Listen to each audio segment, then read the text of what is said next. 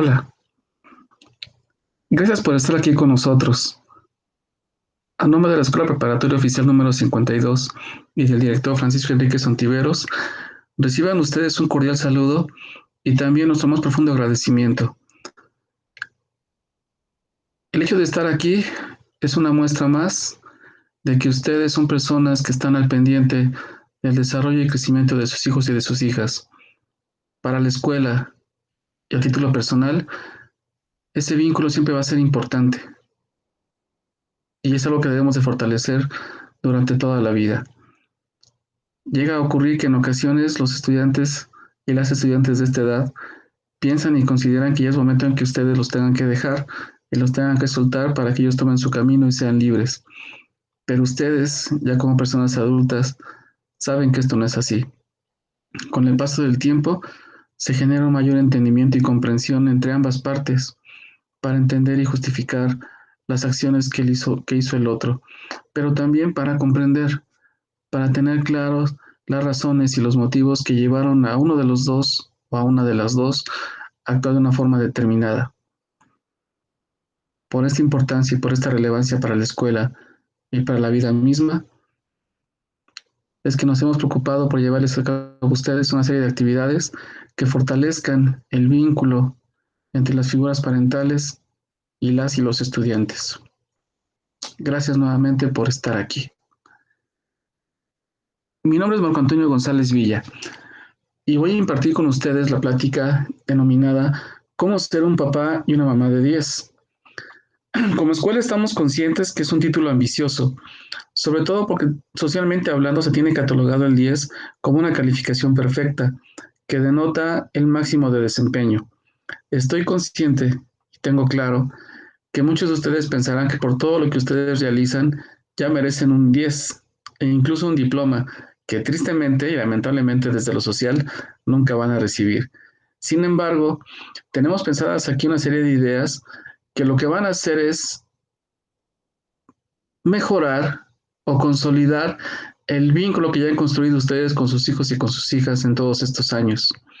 No lo descartemos de antemano, pensemos solamente en aquello que podemos recuperar y en aquello que me pueda permitir tener una mayor comprensión de mi hijo y de mi hija, pero también de mi vida en general, para que esto pueda repercutir en una mejor dinámica familiar.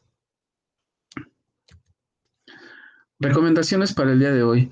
Les voy a pedir que por favor tengan a la mano hojas o un cuaderno y un lápiz o una pluma, aquello que sea más conveniente para ustedes para poder escribir.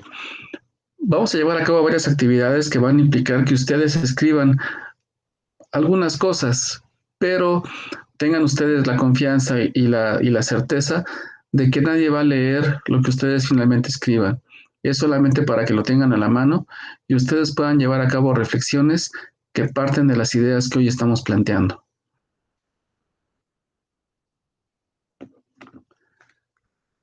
El título de la plática obliga a hacer una pregunta fundamental. ¿Qué se requiere para poder ser considerado un papel de 10? Un papel de 10, obviamente, en el rol que estamos desempeñando como mamá o papá. Cuando uno obtiene la calificación de 10 en la escuela, significa que uno dio lo mejor de sí y da claras muestras de que ha aprendido lo que tiene que aprender. Aquí en este caso también. ¿Por qué hablamos casi siempre en las escuelas de una escuela para padres y una escuela para madres? Esto va a sonar un tanto contradictorio. ¿Por qué? Porque pareciera ser que son de repente las escuelas las que se encargan de brindar escuelas para padres y escuelas para madres. Y no es así. La verdad es que todos nosotros, como adultos, hemos tenido durante toda nuestra vida una escuela para ser papá o para ser mamá que tenemos muy claramente identificada. Solamente que en ocasiones se nos olvida. Pero aún así, ¿qué se requiere para poder ser considerado un papel de 10? Obviamente en mi desempeño. Las ideas que vamos a revisar el día de hoy parten de tres personas. Uno es un texto escrito por Jorge Sánchez Escárcega y Leticia Oviedo sobre el parentaje, y otras son las ideas propias que he desarrollado a lo largo de mi vida como orientador, que me han permitido añadir a esta visión de Escárcega y Oviedo dos puntos más que considero que van a ser relevantes para entender y para comprender y para buscar ser una, una mamá de 10 o un papá de 10. Punto número 1, para poder ser una mamá y un papá de 10. Y uno es cumplir un rol social. Esto va a ser algo fundamental, pero creo que a todos nos queda claro. Socialmente hablando, cada uno de ustedes cumple diferentes roles. Por lo menos yo calcularía que tienen por lo menos 5 roles claramente identificados. Son ustedes mamá o papá, son ustedes pareja, son ustedes hijo, son ustedes compañero de trabajo, son ustedes amigo, amiga. Es decir, tenemos diferentes roles. Estos roles son definidos desde un punto de vista social. Aquí tendremos que hacer una pequeña pausa para que ustedes puedan escribir en una de sus hojas que tengan allá a la mano, ¿cuáles consideran ustedes que son las principales características que debe tener un papá o una mamá excelente?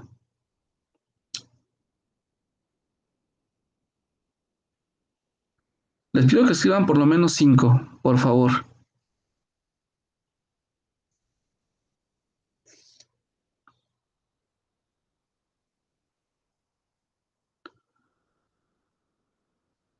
Cuando los vayan escribiendo, quiero que piensen no solamente en aquellos que ustedes tengan, también piensen en alguna de ellas que ustedes consideren que aún les falta desarrollar o que están trabajando actualmente.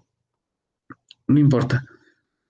Pero pongan ustedes 5 características que debe de tener un papá o una mamá excelente desde la perspectiva de ustedes.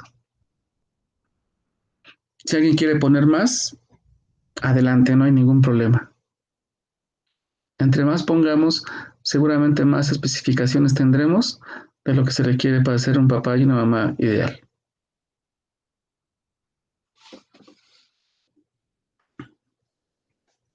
Bien, ahora yo les puedo comentar a ustedes lo que a lo largo de los años diferentes adolescentes me han comentado que es lo que ellos consideran que es un papá o una mamá excelente.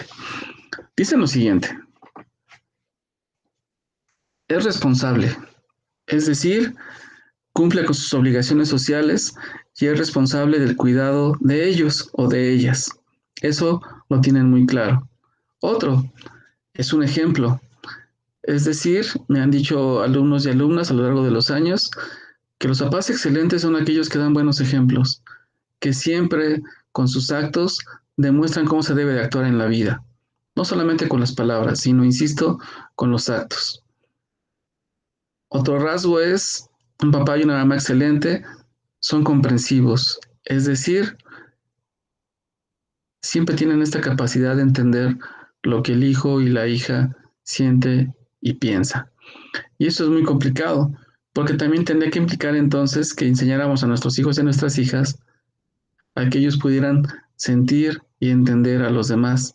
Entonces, habría que ver cómo le hemos estado haciendo para que ellos finalmente aprendan esto. Un factor más también que me han dicho alumnos y alumnas es se comunica, es decir, tienen una interacción buena, adecuada. Yo sé que esto es complicado, porque de repente tenemos diferentes posturas de cómo ser mamá o de cómo ser papá. Hay quien piensa que la mejor opción es ser amigo de ellos o de ellas, o ser una persona que es como muy cercano, muy cercana a nivel afectivo y también como a nivel lúdico, a nivel de juego. Pero también hay de repente quien dice, no, un papá y una mamá son responsables y entonces tienen que tener un rol directivo, un rol formativo, un rol de líder ante ellos para que puedan seguir indicaciones. Es una cuestión completamente distinta como cada quien lo concibe. Uno de alguna forma lo fue aprendiendo a lo largo de la vida y fue concibiendo una serie de ideas que hoy en día determinan y configuran mi forma de actuar y de pensar con los alumnos y con las alumnas, o en este caso, con mis hijos y con mis hijas. Otro factor más también que los alumnos y las alumnas señalan es empático. Es decir, se pone en mi lugar. No solo me comprende, sino también se pone en mi lugar. Y esa es una parte importante porque tiene habría que ver cómo aprendimos nosotros como adultos en nuestras vidas a ser empáticos. Y la empatía no es algo que es sencillo, es algo que es muy complicado. Ser empático no es decir, "Ay, pues yo en tu lugar haría esto". No, eso no es ser empático, eso es dar un consejo desde un lugar ajeno a lo que se está viviendo, lo que se está sufriendo. Ser empático es realmente ponerme en el lugar del otro. Les pongo un ejemplo para que podamos entender la gran diferencia. Pasa mucho que de repente entre los adolescentes una señorita le cuenta a sus amigos, otra vez mi novio me ofendió, me humilló muy feo. Y todos le dicen, ay, pues yo que tú lo dejaba, ay, pues ¿por qué no lo terminas y ya? Y de repente la señorita hace la expresión de, es que no puedo. Los amigos que la escucharon en este ejemplo no son realmente empáticos, solamente dicen lo que supuestamente ellos harían si estuvieran en una condición igual, en una situación igual, pero eso no nos consta que realmente harían eso. Entonces solamente están emitiendo una opinión de lo que ellos supuestamente harían. Una persona empática le preguntaría, ¿por qué no puedes? ¿Qué está pasando para que no puedas? Y a Juan, en esta empatía, entiende que esta señorita se siente una mujer descalificada, desvalorizada, que nadie la quiere, y cuando de repente se vinculó emocionalmente con esta persona, sintió que finalmente era querida. Y entonces no lo puede dejar porque piensa que es la única persona que la valora en el mundo, que la quiere y a la que le gusta. Entonces, por esta cuestión de desvalorización personal, es que no lo puede dejar. Y eso complica la situación, porque sabe que es difícil, sabe que es complicado, pero no lo puede dejar. Entonces, una persona empática buscaría, ahondaría en los sentimientos y en los pensamientos de esta persona, de esta adolescente, para saber cómo fue construyendo su vida para que ella llegara a ese tipo de conclusiones y de reflexiones mal fundadas. Entonces, ser empático no es fácil. Ser empático no es decir lo que yo supuestamente haría. Ser empático implica que yo realmente me quiera poner en el lugar del otro. Ahora, yo acabo de comentar varias características que imagino que a alguno de ustedes recuerda o fue anotando. O bien a lo mejor también esas características ya son varias de las que ustedes habían puesto. Pero, ok, en base a las características que ustedes marcaron y en la que hayan finalmente podido retomar de lo que yo señalé, quiero que ustedes se califiquen y digan, a ver, ¿cuál de estas sí tengo y cuál no tengo? Y bien, ya podemos empezar a poner ahí palomita, palomita, medio punto, tache, una cuestión así. Entonces, ahora van a sacarle promedio de calificación y veamos si ya tienen una calificación de 10. Si ya obtuvieron ustedes una calificación de 10, muy bien mamá, muy bien papá, vamos excelente en nuestro ejercicio del rol parental. Pero si no, entonces obviamente estamos en la posición y en las condiciones de poder mejorar esta relación. Ser mamá y ser papá es cumplir un rol social, que también nos damos cuenta, mucha gente no quiere cumplir hoy en día. Socialmente hablando, se requieren dos personas para que otra persona pueda nacer y pueda seguir prevaleciendo la sociedad y la cultura. El embarazo es una cuestión de dos personas que quieren cumplir el rol de ser mamá y el rol de ser papá. Cuando alguno de los dos no quiere cumplir con ese rol, va a empezar a impactar y a afectar, lamentablemente, a los hijos y a las hijas, aunque ellos piensen que no. Siempre estas ideas que tienen algunas personas de decir, ay, con el tiempo lo va a superar, ay, con el tiempo se le va a olvidar, ay, con el tiempo se va a dar cuenta de que lo hice por su bien. Son ideas muy interesantes, pero muy egoístas. Ser mamá o ser papá es un acto de responsabilidad por el otro, es un acto ético, es un acto en el cual hacemos cosas por los demás, hacemos cosas que están buscando el beneficio de los demás, sin siquiera en ocasiones buscar un beneficio propio. Quien cumple el rol de mamá y de papá y tiene las características que ustedes marcaron, es una persona que da todo de sí por lograr el beneficio de alguien con el que tenga un vínculo no solamente biológico, sino también afectivo. Y esa es la gran diferencia. Ser papá, ser mamá, es una decisión que se toma de manera consciente, es un acto de voluntad, pero sobre todo es un acto de amor. A diferencia de muchos roles que jugamos, como ser empleado, como ser trabajador, como ser vecino y todos ellos, en el rol de ser mamá o de ser papá, siempre siempre el mamá y el papá de 10 incluyen sentimientos. Y siempre, siempre, siempre en ese rol también incluyen pensar mucho en su hijo y en su hija. Cada rol que jugamos, sobre todo los roles sociales, demandan una serie de funciones. Cada uno de ustedes en su trabajo o en sus obligaciones domésticas tiene un rol definido. Dicen, a mí me corresponde hacer esto y esto y esto y esto y esto y esto.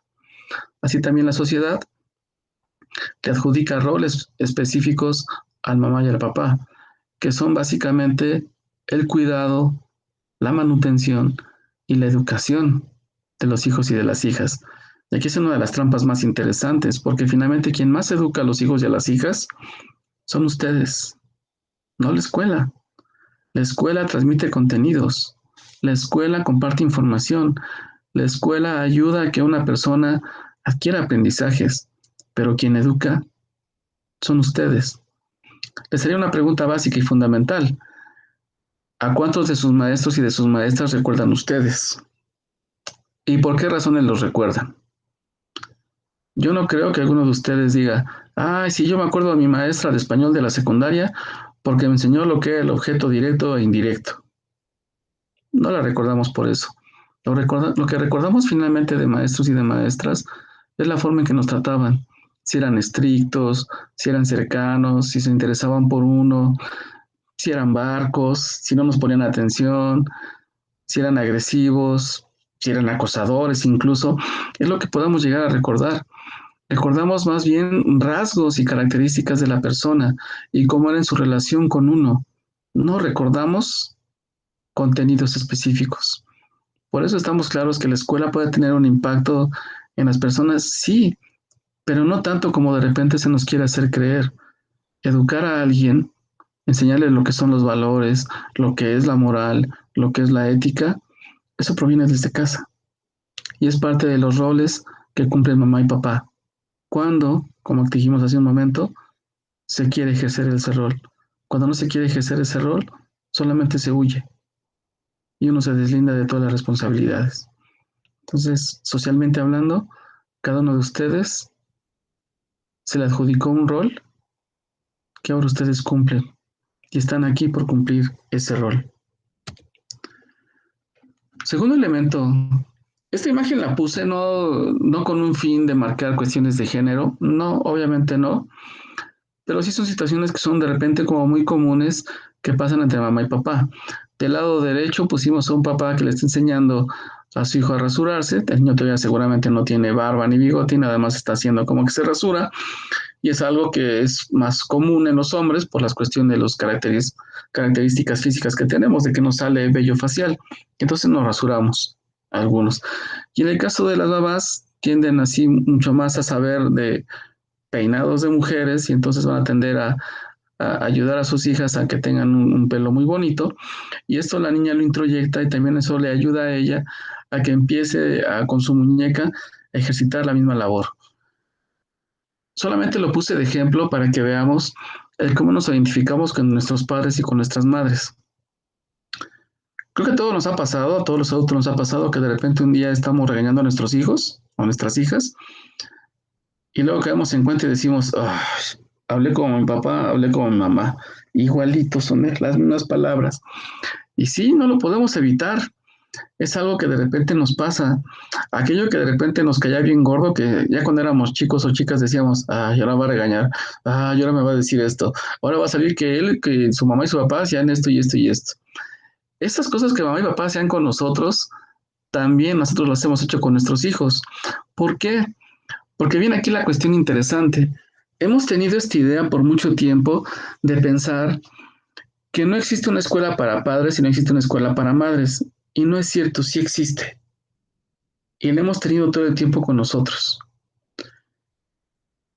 ¿Quiénes fueron los maestros de escuela para padres o de escuela para madres para nosotros? Pues obviamente nuestra mamá y nuestro papá.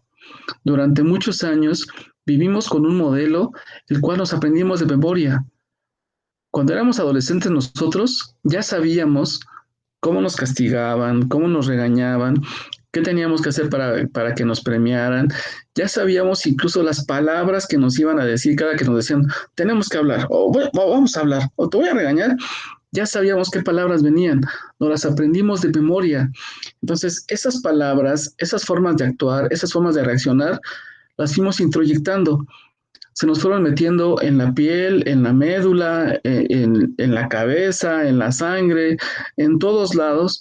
Y de repente, en algún momento, cuando nosotros ya cambiamos el rol y dejamos de ser hijos o hijas y ahora nos convertimos en padre o madre, ahora todo aquello que aprendimos, todo eso que fuimos adquiriendo de conocimientos durante toda nuestra infancia y adolescencia y juventud, afloran. Y ahí demostramos que somos buenos alumnos, porque sí aprendimos. Nos identificamos entonces con nuestros padres y con nuestras madres.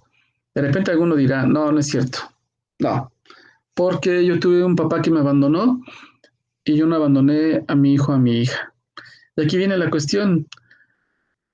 En muchas ocasiones, mamá y papá nos enseñan a cómo no hacer las cosas, pero sigue siendo en función de ellos. Es decir, ahora quien me diga, yo no abandoné a mi hijo, a mi hija como lo hizo mi papá.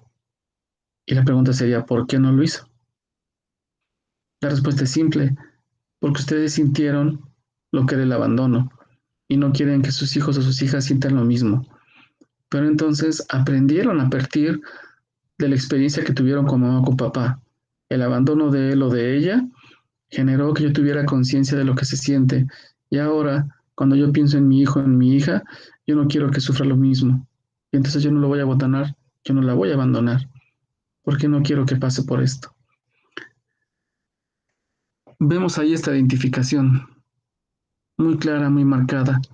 También de repente ya aprendimos en este momento de la vida, muchos de nosotros lo aprendimos, habrá gente que ha tenido una infancia más complicada, pero muchos aprendimos que mamá y papá hicieron muchas cosas para que yo tuviera una mejor vida de la que tuvieron ellos. Y ahora ustedes hacen lo mismo. Hacen muchas cosas para que su hijo y para que su hija se puedan garantizar un mejor futuro que el de ustedes.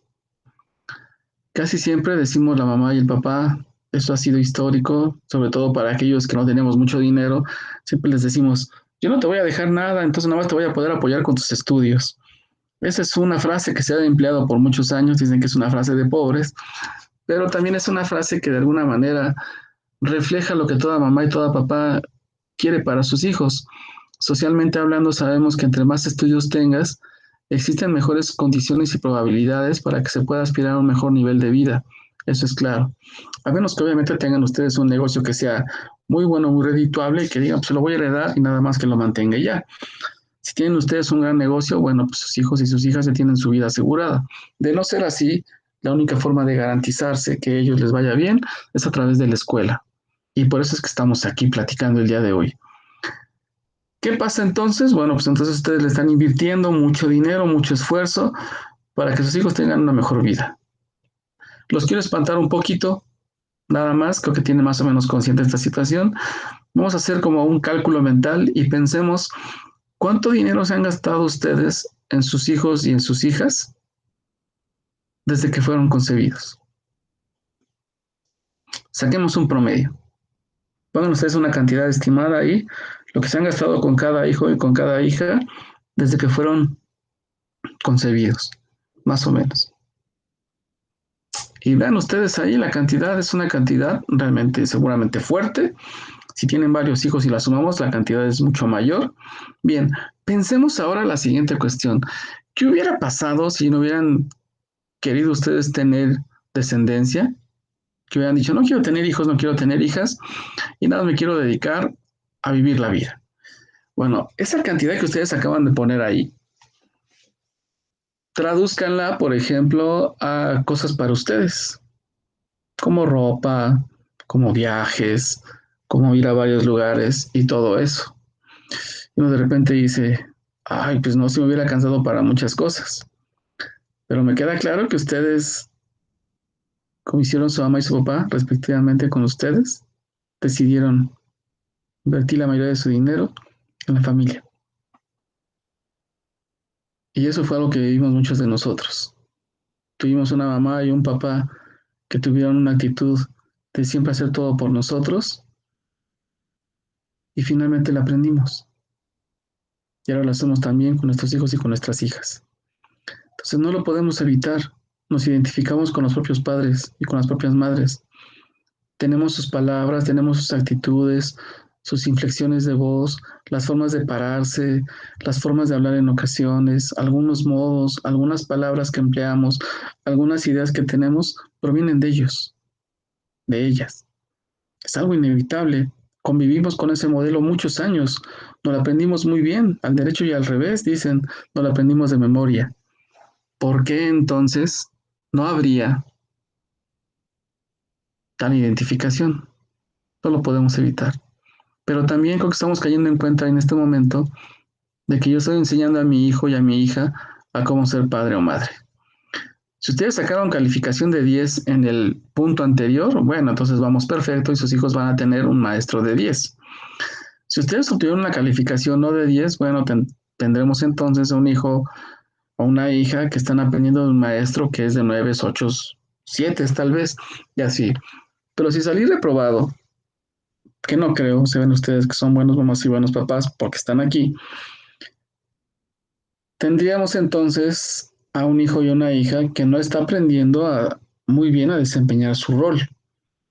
Y si termina identificado con ustedes que tienen una calificación reprobatoria como mamá o como papá, ellos también seguramente tenderán a reprobar, a menos que decidan ser diferentes. Uh-huh.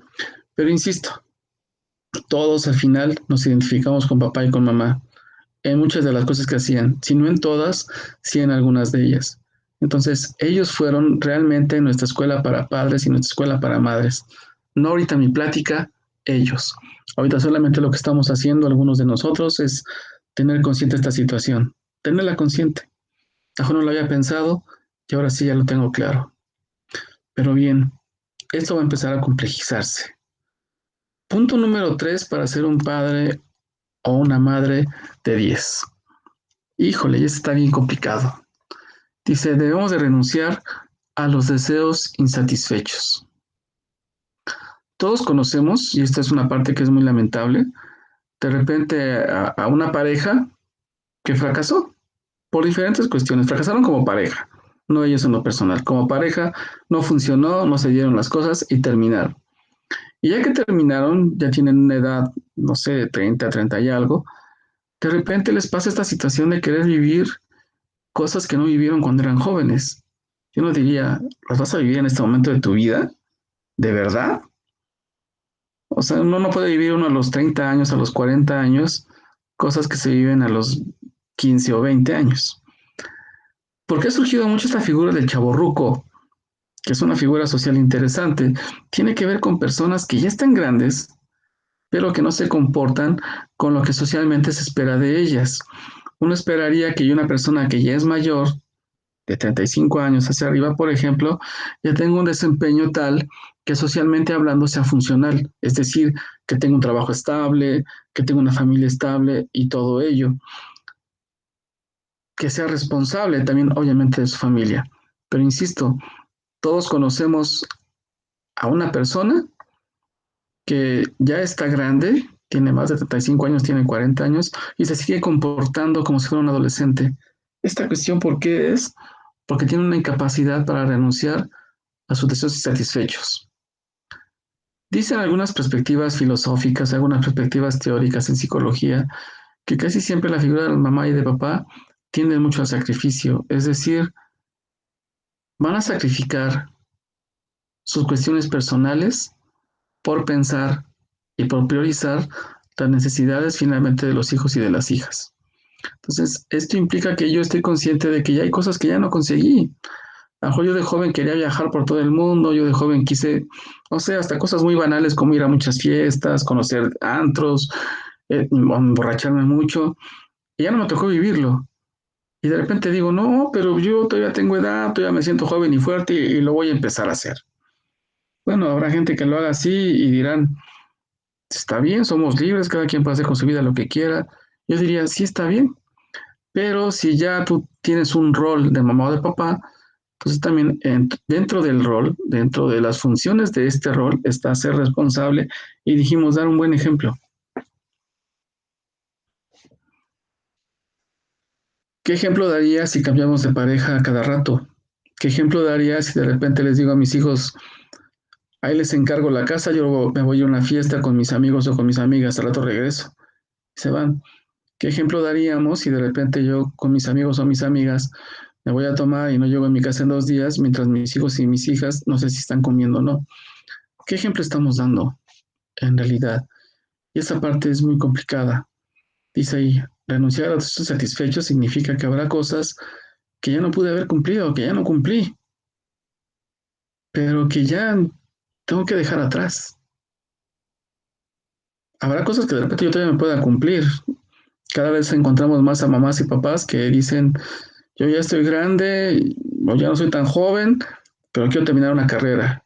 Y wow, se valora mucho esa parte. Ujú. Siempre y cuando, obviamente, no por hacer esto descuide su función materno-paterna. Si la descuida, entonces nos queda claro dónde están las prioridades. Me importa más mi vida antes que la de mis hijos o de mis hijas. Y aquí hago una aclaración. No estoy pidiendo que estemos abnegados y totalmente sacrificados y que siempre pongamos por encima a los hijos y a las hijas. No estamos pidiendo eso.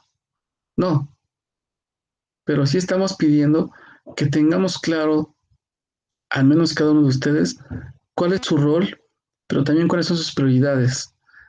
De repente encontramos a gente, eso se los digo como psicólogo, va de repente a terapia y tenemos un niño, una niña que tiene problemas en la escuela o tiene problemas emocionales. Y van a ir los papás y las mamás a terapia.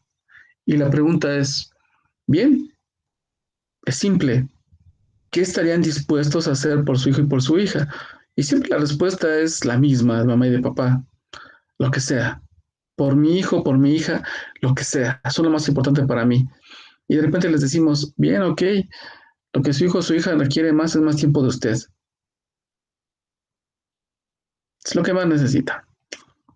Y de repente dice mamá y papá, ay, no, es que eso no, porque, híjole, es que sí no puedo, porque pues estamos pagando una casa, estoy pagando un coche, mi carrera y todo eso.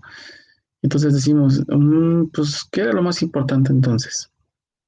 Hay como una contradicción de repente ahí. Entonces, esta cuestión es complicada, les digo, yo sé que es muy complicada, porque habrá gente que diga, no, yo no quiero perder mis sueños son mis sueños y los voy a lograr en algún momento. Y ok, aquí hay una frase de San Agustín que me parece muy pertinente, que podemos recuperar en este momento. San Agustín dice, ama y haz lo que quieras, pero luego rubrica la frase diciendo, ama, pero fíjate qué es lo que realmente vale la pena amar. Yo nada más les diría, de los sueños de ustedes, ¿cuáles son aquellos que realmente valen la pena? De las prioridades de ustedes, ¿cuáles realmente valen la pena? Yo no pensaría que de repente irse a tomar con los amigos o con las amigas, el seguir así como viviendo como jóvenes, es así como un sueño, no lo creería de personas adultas. Lo pensaría finalmente diferente, pero también entiendo que es de cada quien.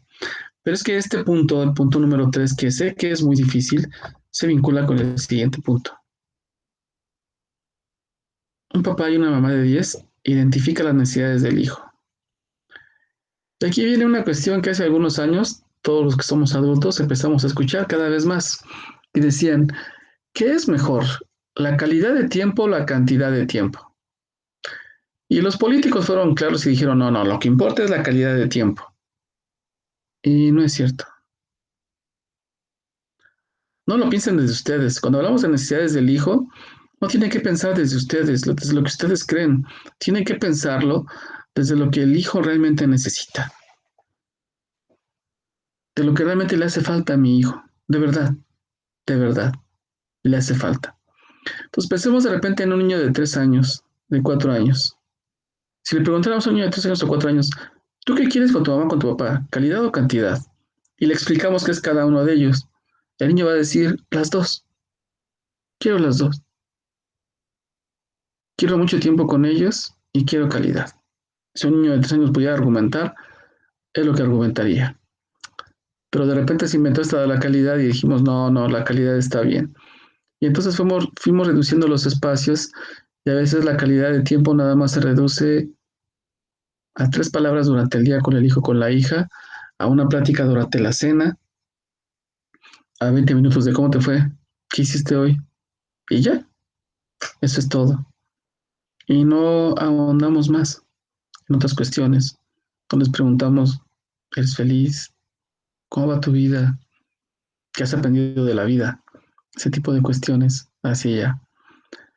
Y aquí empezamos a ver también cómo algunos papás y algunas mamás, por ejemplo, tendemos a hacer cosas que pensamos que mi hijo necesita. Y aquí tergiversamos las cosas. Les voy a contar la situación y el ejemplo para que vean este aspecto. Hay mamás y papás que trabajan todo el día, se matan trabajando para darles lo mejor a su hijo y a su hija. Ok, eso me parece algo muy loable, pero cuando hablamos de lo mejor, ¿qué entendemos por lo mejor? Entonces lo traducen a cuestiones materiales. Que tenga una mejor escuela, que tenga mejor ropa, mejores vacaciones, mejor celular. Estamos materializando la relación. Cuando hablamos de que tengan lo mejor, no es que tenga un mejor papá o una mejor mamá. Eso solamente se logra con la interacción. Pues yo trabajo todo el día, ¿qué ocurre ahí? Les voy a compartir una experiencia. Hace algunos años tuve una familia en terapia. Llegó a la familia, era un papá que se veía fuerte, mamá y 2 hijos. Y bueno, le pregunto al papá cuál es la razón de estar conmigo como psicólogo y me comentan, la escuela nos mandó, dice que hay un problema, pero yo no sé, no entiendo el problema. Y le digo, bien, dígame por qué eso no es ningún problema. Y él me dice lo siguiente, yo soy un papá dedicado a mi familia, trabajo todos los días de 12 a 14 horas, me voy muy temprano y llego muy tarde para que mi familia tenga lo mejor. Y sí, visualmente hablando, se veían de muy buena ropa, de hecho habían llegado en una camioneta del año en ese momento, o sea, se veía que económicamente estaban muy bien, pero decía, bien, ¿a qué hora se va usted de su casa? Y me decía, me voy de mi casa como a las 6 de la mañana. Digo, ok, ¿y a qué hora regresa? Dice, regreso entre las 10, 10:30 de la noche. Bien. Le dije, cuando usted se va en la mañana, habla con sus hijos y me dice, no, cuando yo me voy, ellos todavía están dormidos, se paran más tarde para ir a la escuela. Digo, ok, y cuando usted regresa, habla con sus hijos y me dice, no, ellos tienen la regla de que tienen que dormirse a las 10 de la noche. Entonces, cuando llego yo nada más llego, les doy su beso de buenas noches y ya se duermen y ya. Entonces el señor estaba hablando así, no veía que su esposa movía la cabeza y movía la cabeza. Y yo no le pregunté nada hasta el final. Entonces le dije, papá, bueno, y entonces usted se considera un buen padre por eso. Me dijo, sí, soy un papá dedicado, abnegado. Mis hijos son lo más importante para mí. Entonces ahora sí me dijo a la esposa y le digo, ¿usted piensa igual que su esposo? Y ella me dijo, no, no.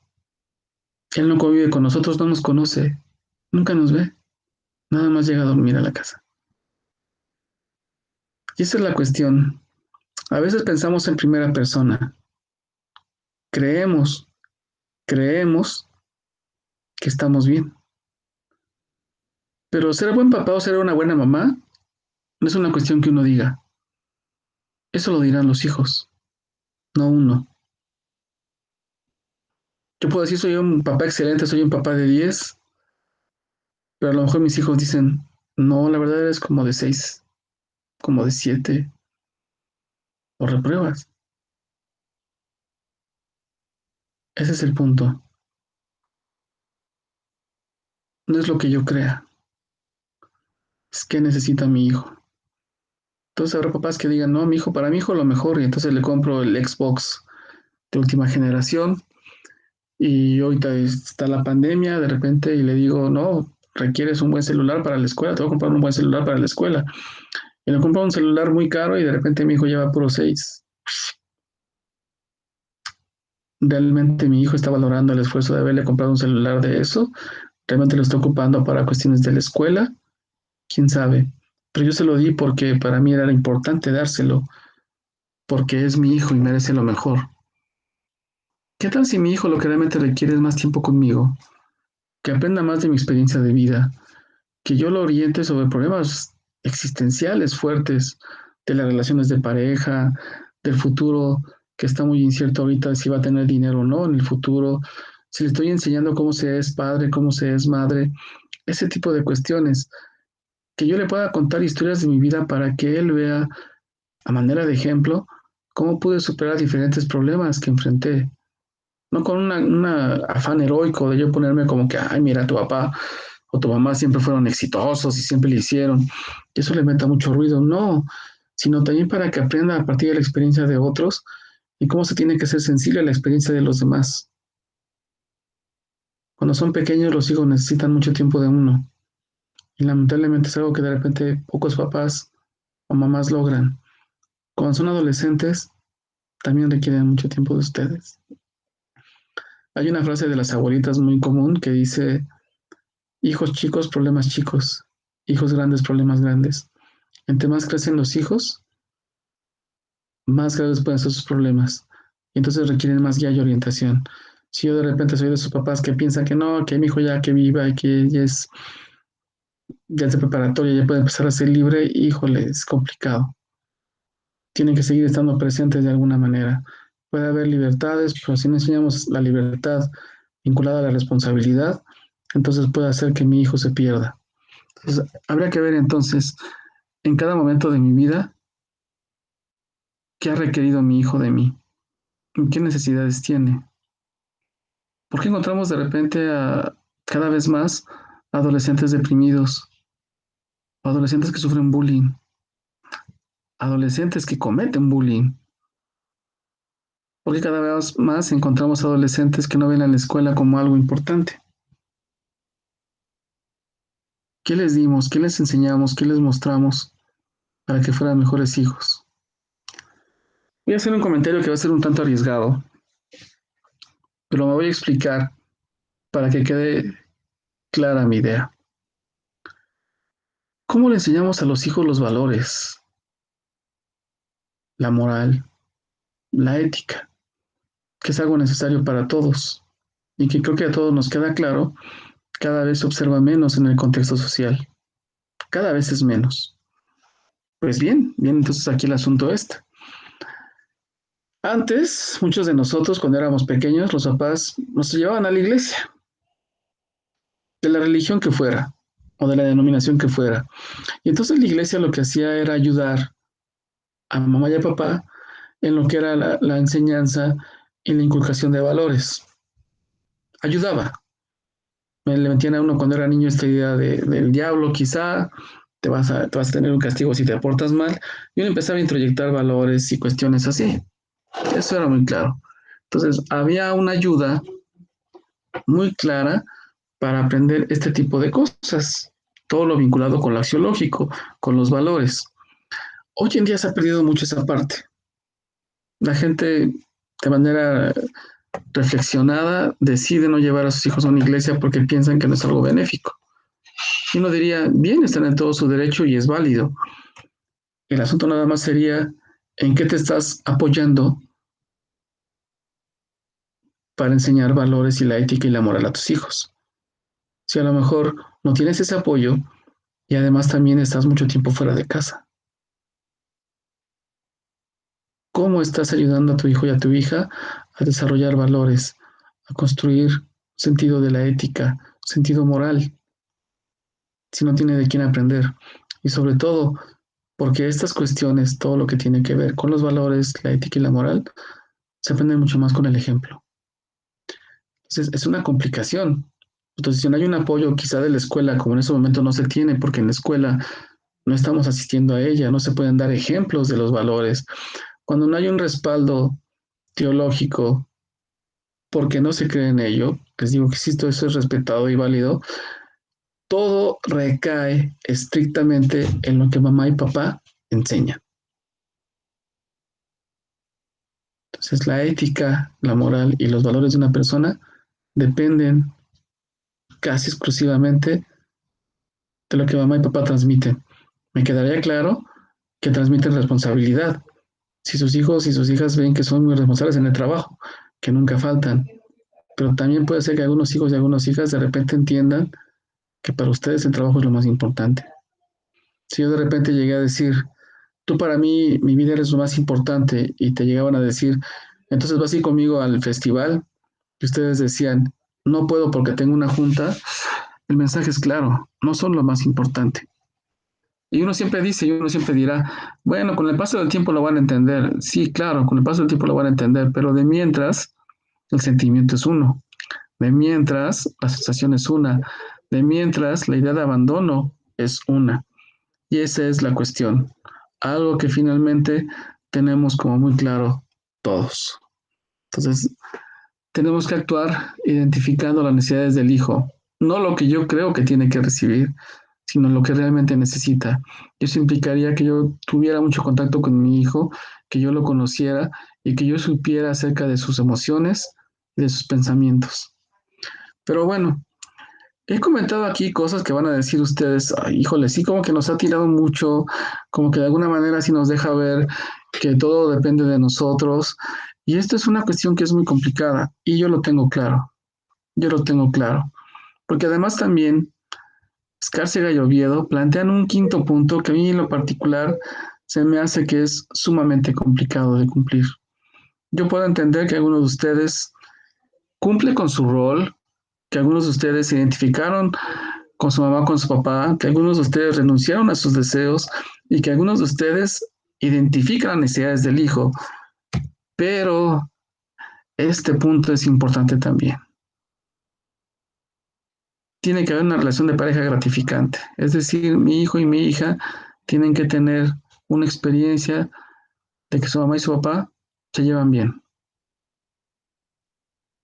ya sea que llevan juntos o no.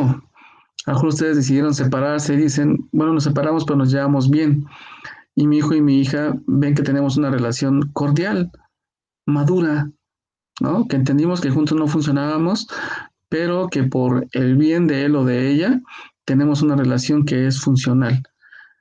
Es una relación de pareja gratificante. Dejó ya cada quien por su lado buscó su pareja ideal.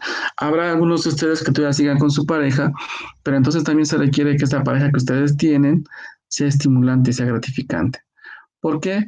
Porque ser mamá y ser papá es muy pesado, es muy complicado, y entonces sí se requiere que la pareja me ayude, que la pareja finalmente me apoye, que la pareja de alguna manera sea un soporte para todo lo que yo estoy haciendo, y que también la pareja me reconforte, me mime, me quiera, me cuide, porque estoy haciendo mucho.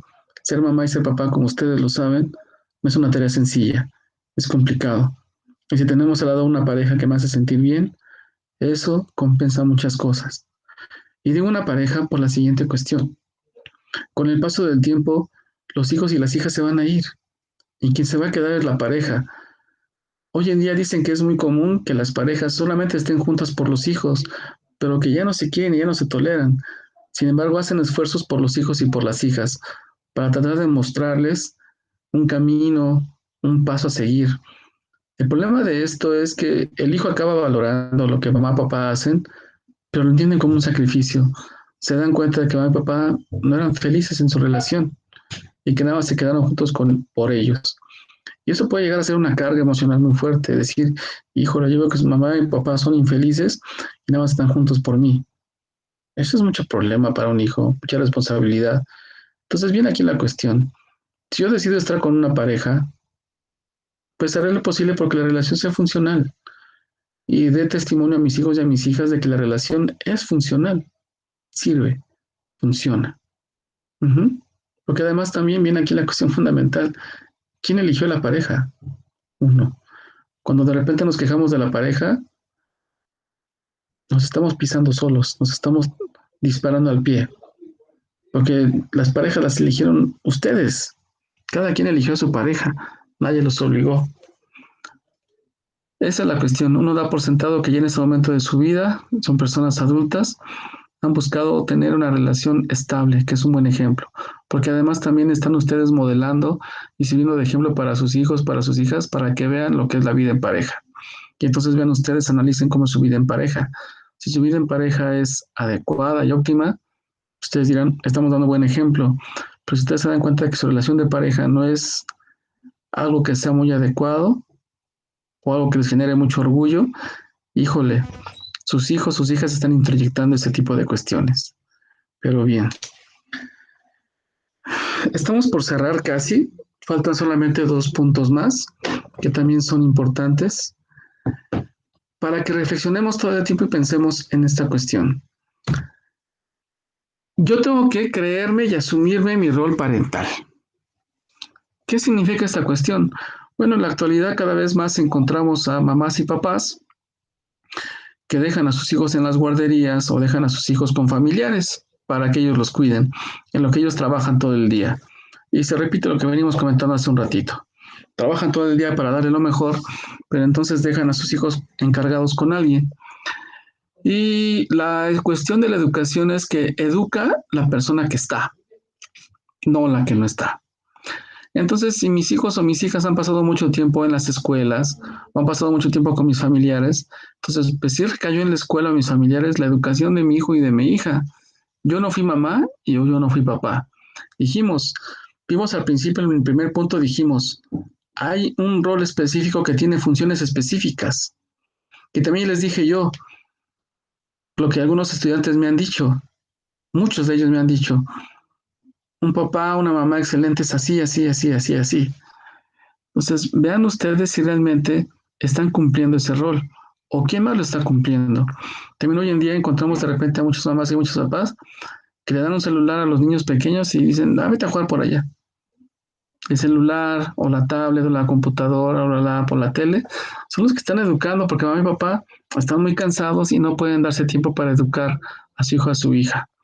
Ser mamá, ser papá es una cuestión de asumir un rol, pero primero de creértela, tener claro y presente que esa fue tu decisión, que ese fue tu rol, el que tú quieres jugar. Y entonces como tal, asúmelo. Si soy mamá y soy papá, tengo que demostrarlo. Y se demuestra solamente con actos, ¿no? Insisto, no es porque yo lo diga.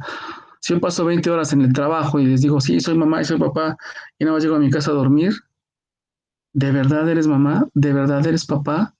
No, insistimos, mamá y papá tienen en sus funciones educar. Y si tú no eres quien está educando a tu hijo, a tu hija, no está siendo mamá y papá. Alguien más está cumpliendo ese rol. Hemos llegado a escuchar todavía hoy en día frases de personas que trabajan mucho y dicen las siguientes frases que luego encontramos ahí en internet. Le estoy pagando a alguien para que viva momentos especiales con mi hijo, con mi hija, que yo tendría que vivir. ¡Wow! Impactante. Alguien más está cumpliendo ese rol. Alguien más está viviendo lo que yo tendría que vivir. Realmente me la creí, realmente asumí ese rol. Cuando yo dije, me voy a casar, me voy a juntar, dije, voy a ser un papá o una mamá dedicado. Realmente lo pensé así. Y ese es todo el asunto. Insisto, el rol no se detenta. Ser mamá, ser papá no es algo que yo diga, sí soy. Ser papá, mamá biológico, cualquiera. Ser mamá, papá emocionalmente cercano, pocos lo logran.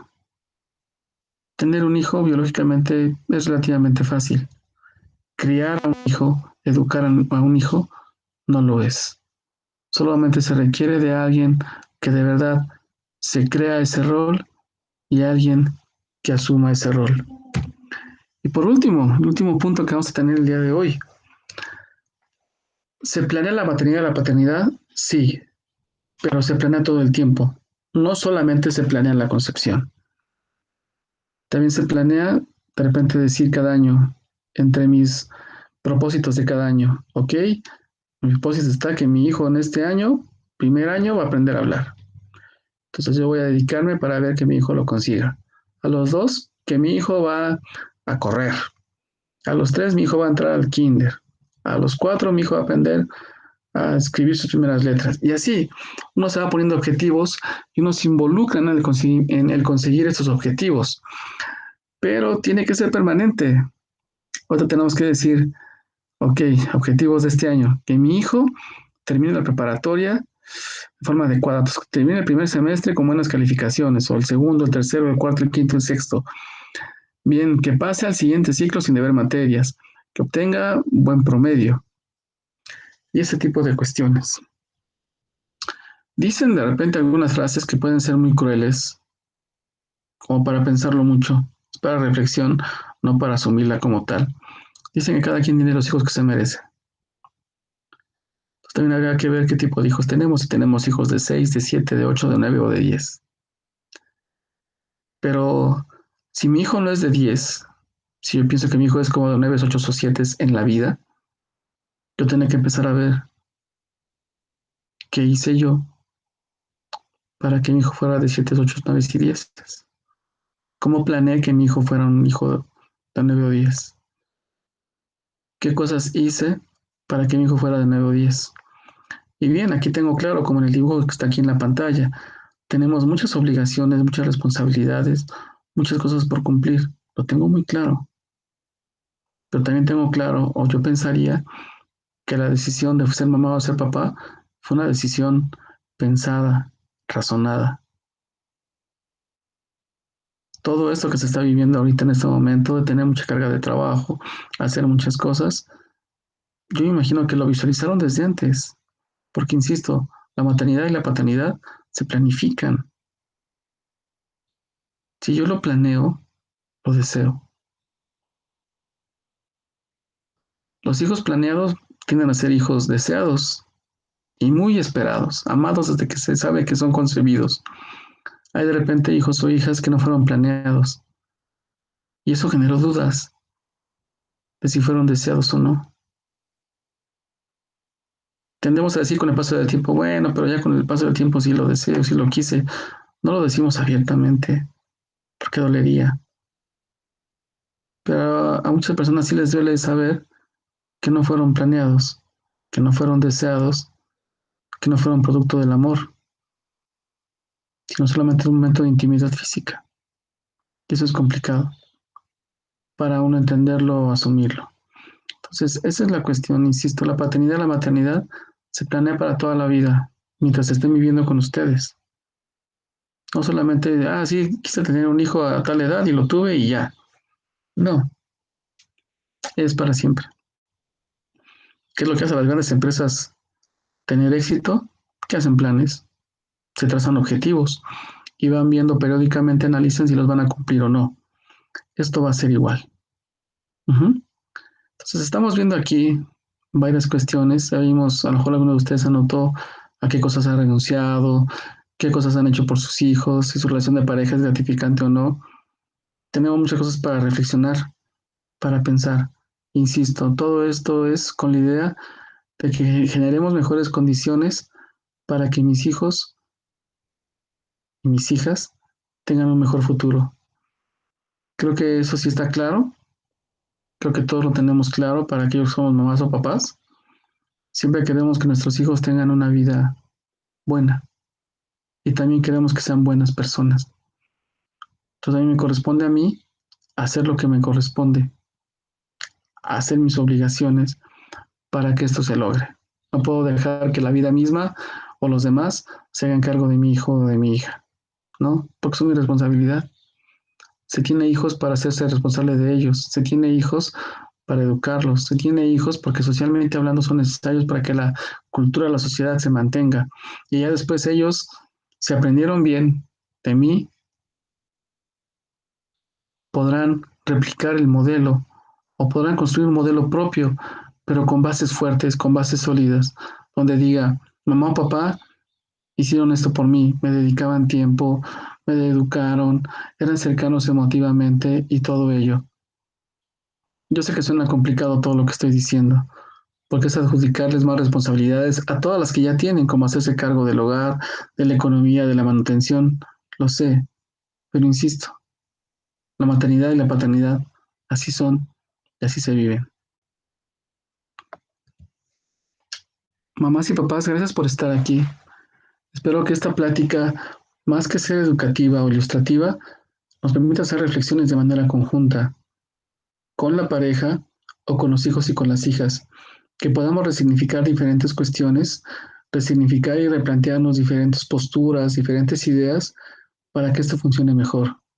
Insisto, son jóvenes adolescentes y ustedes saben, porque ya fueron adolescentes, que en esta etapa de la vida se corren muchos riesgos. Es una etapa complicada. Es una etapa de embarazos no deseados, de consumir drogas, de consumir alcohol, de poder caer en actividades vandálicas o delincuenciales, de muchos riesgos, de que nos lo puedan robar, nos puedan secuestrar al hijo, a la hija incluso, de que elijan malas parejas, de que tomen malas decisiones, que abandonen la escuela. Es una etapa compleja. Lo que más requiere un adolescente en este momento no son amistades, son un papá y una mamá dispuestos a hablar con madurez y cercanía emocional. La idea de esta plática era básicamente eso, que viéramos diferentes puntos que están haciendo que uno ejerza o no bien su rol. Papás, mamás, gracias por estar aquí.